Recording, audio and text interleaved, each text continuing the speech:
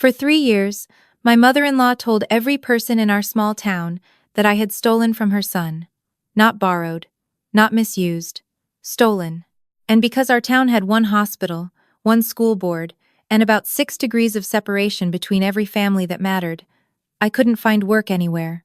I had a nursing degree, 2 years of ICU experience, and a letter of recommendation from my former supervisor that I carried everywhere like a prayer. None of it helped.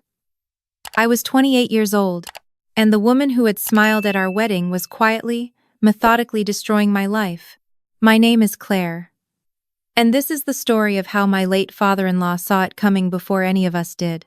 I met my husband Daniel when we were both 24. He was kind in the way that people sometimes are when they've grown up watching someone be unkind carefully, deliberately, like it was something he had to practice. His mother, Margaret, was warm to me at first. Effusive even. She called me the daughter she never had at our engagement dinner. She held my hand across the table and told me I was exactly what Daniel needed. I believed her. That was my first mistake. We got married in the fall. Daniel worked in commercial real estate. I worked nights at a hospital 40 minutes away, which meant I was rarely home when Margaret visited, and Margaret visited often. She had a key. Daniel had given it to her years before we met, and when I gently suggested that maybe we could establish some boundaries, he looked at me with that careful kindness of his and said, "She's alone, Claire. She just misses me." So I let it go.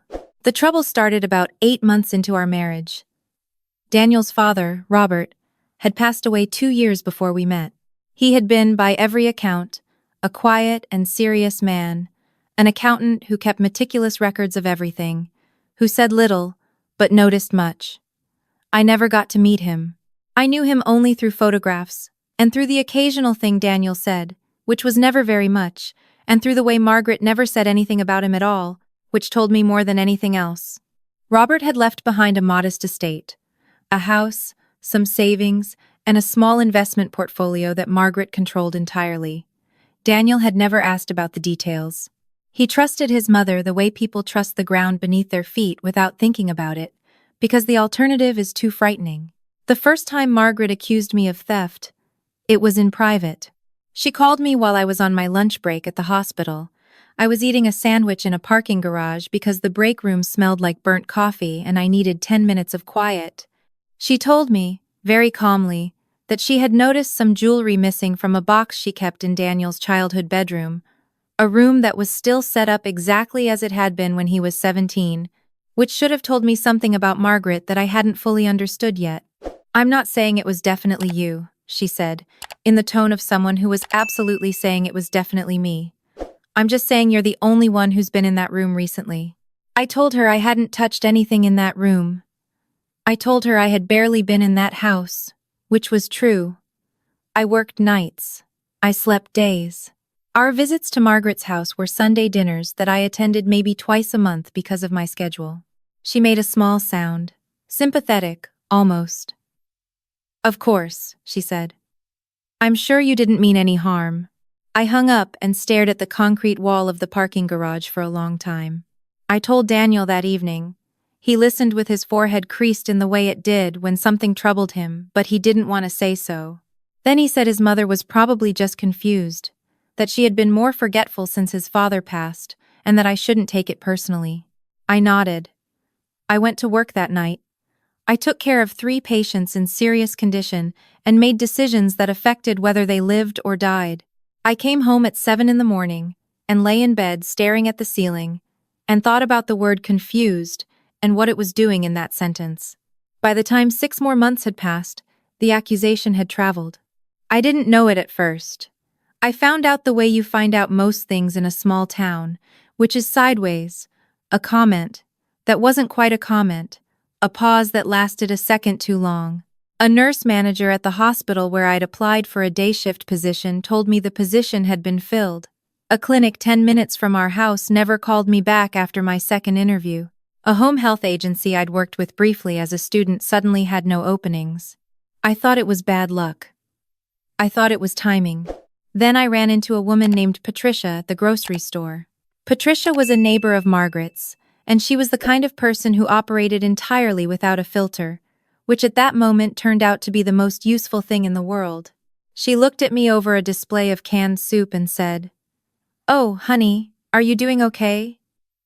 Margaret mentioned you'd been going through some things." I asked her what kind of things. Patricia looked uncomfortable for exactly 1 second, and then the filterless part of her took over. She said you'd taken some things from her house. A ring that belonged to Daniel's grandmother, some cash she kept in a drawer. She said she didn't want to go to the police because of Daniel, but she felt like people should know, just in case. I stood in that grocery store aisle for what felt like a very long time. The fluorescent lights hummed. Someone's cartwheel squeaked past. "She said that to you," I said. "And a few others," Patricia said, now visibly regretting the entire conversation. "I'm sorry. I thought you knew." I drove home with my groceries, and I sat in our kitchen, and I did something I hadn't let myself do in months. I cried. Not because I was sad, but because I was suddenly, completely furious, and the fury had nowhere to go, and crying was the only thing my body knew how to do with that much pressure behind it. When Daniel came home, I told him everything Patricia had said. I watched his face go through several things in quick succession: disbelief, discomfort, and then a settling that I recognized and hated, a retreat into the place where he kept all the things he didn't want to deal with. "I'll talk to her," he said. "You've said that before." "I mean it this time. What she's telling people." "Daniel, that's defamation. That could follow me. That's already following me. Do you understand that I haven't been able to get a job in our town in 6 months?" He said he understood. He said he would handle it. He looked genuinely pained, which I knew was real, and I also knew was not enough. He talked to Margaret.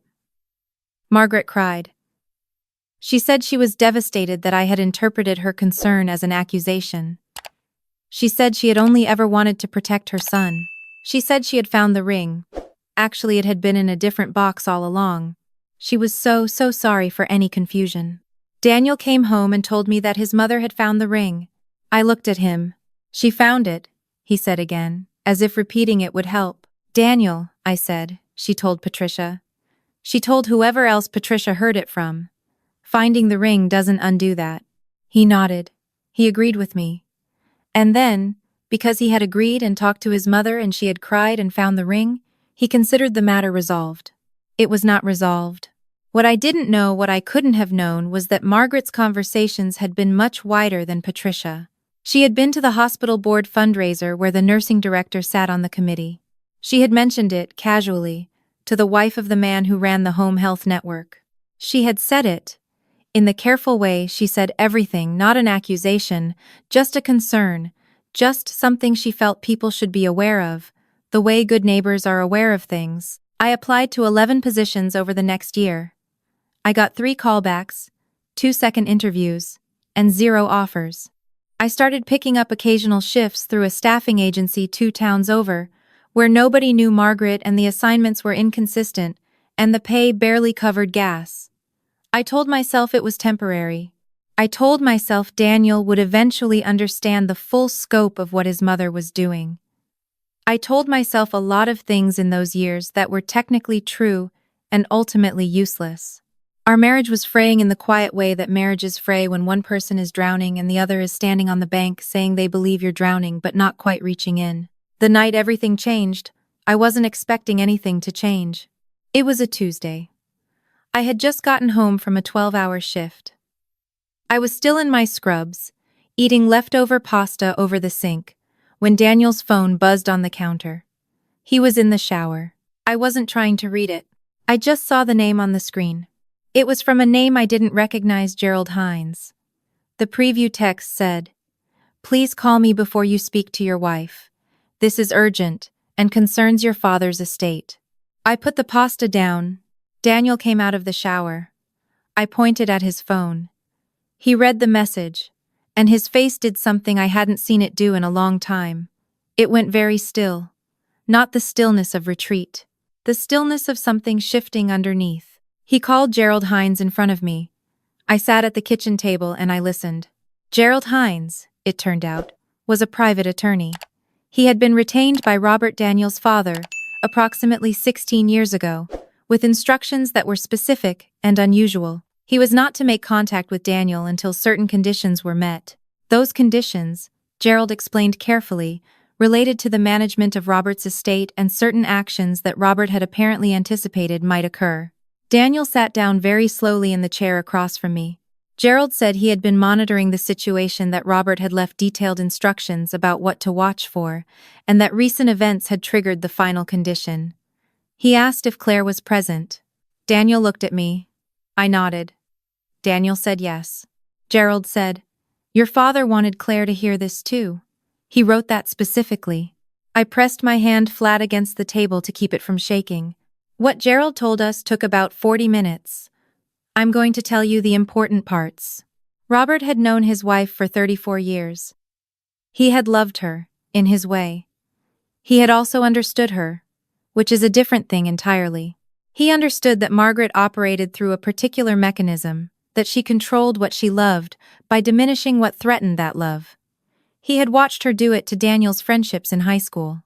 He had watched her do it to the one serious girlfriend Daniel had before me. He had understood, with the sad clarity of a man who kept meticulous records of everything, that when Daniel eventually married, Margaret would do the same thing to his wife. So Robert had planned. He had set aside a portion of his estate separate from what Margaret controlled, held entirely in a trust, managed by Gerald with instructions that it be used in a specific way. Not just money, though there was money. Robert had also compiled a file over the years, records of Margaret's patterns, conversations he had overheard and documented. A letter he had written himself, addressed to Daniel, that Gerald had been holding for 16 years. And there was one more thing. Robert had a sister, Dorothy, who had worked in hospital administration for 30 years before she retired. He had asked Dorothy before he died, before Daniel and I had even met, to be available if needed, to use her network, if the situation he feared came to pass. Dorothy was 71 years old, sharp as a blade, and apparently had been waiting for Gerald's call. "Your father wrote," Gerald said, "that he was sorry he couldn't protect you in the moment. That was the one thing he couldn't do from where he was going. But he said he could make sure the moment didn't last forever." Daniel put his face in his hands. I sat very still and thought about a man I had never met who had, 16 years before I entered his son's life, decided that whoever Daniel loved deserved to be protected. Dorothy called me 3 days later. She had the brisk warmth of someone who had spent decades managing impossible situations and found them interesting rather than overwhelming. She asked me to send her my resume and my licensure records.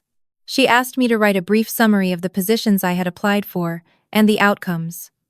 Her tone was professional, and her manner made it clear this was a problem to be solved, not a wound to be examined, and I cannot describe how much I needed exactly that in that moment. Within 2 weeks, Dorothy had made 3 phone calls to people she had worked with for decades. She explained accurately, with documentation that Gerald provided, what had been happening. She did not ask for favors.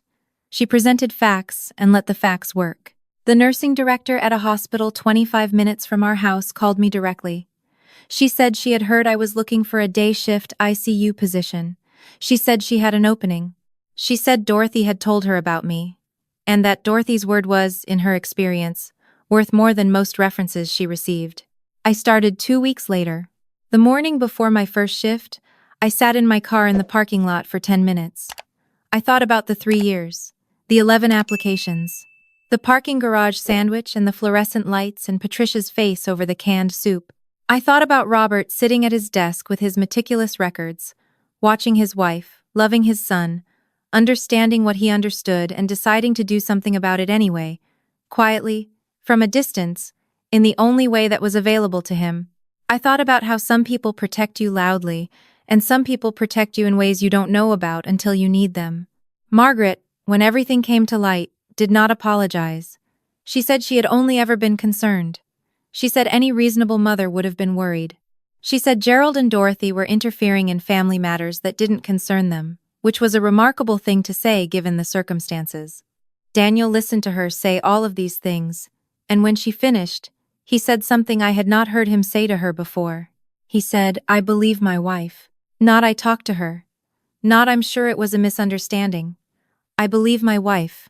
Margaret left and didn't speak to us for 2 months. Daniel and I went to therapy. Not because our marriage was over, it wasn't, but because 3 years of one person drowning and the other person standing on the bank leaves marks on both of them, and we wanted to understand our own marks before they calcified into something permanent. The trust Robert left paid for a portion of it. His letter, which Daniel read to me one evening on our back porch, his voice steady, except for the places where it wasn't said, that he hoped we would use it well, and that he hoped we would be kind to each other, and that he was sorry it took this long. It didn't feel long, I thought, reading it. It felt exactly as long as it needed to be for Daniel to finally say those 4 words out loud. I believe my wife. I work days now. I'm home by 6 most evenings. The hospital is good. My colleagues are good. On my first week, a senior nurse asked me how I'd heard about the position, and I said a friend of a friend had recommended me, which is both the simplest and most accurate version of a very long answer. Sometimes I think about Robert. About the kind of love that looks ahead instead of behind, that plans for the storm instead of pretending the sky is clear. I think about what it costs a person to look at the one they love and understand them fully, shadows and all, and choose to love them anyway, and also to protect the people they will love after you're gone. I never got to thank him. I think about that too. But I keep his letter in the drawer of my nightstand. And on the days when the world feels smaller than it should, when I catch myself second-guessing a room I have every right to be in, I think about a quiet, serious man with meticulous records who saw me coming 16 years before I arrived. And I think, someone was already on my side. Before I needed it. Before I even knew I would. That's a kind of love that doesn't have a name I know of. But it's real. And it saved my life.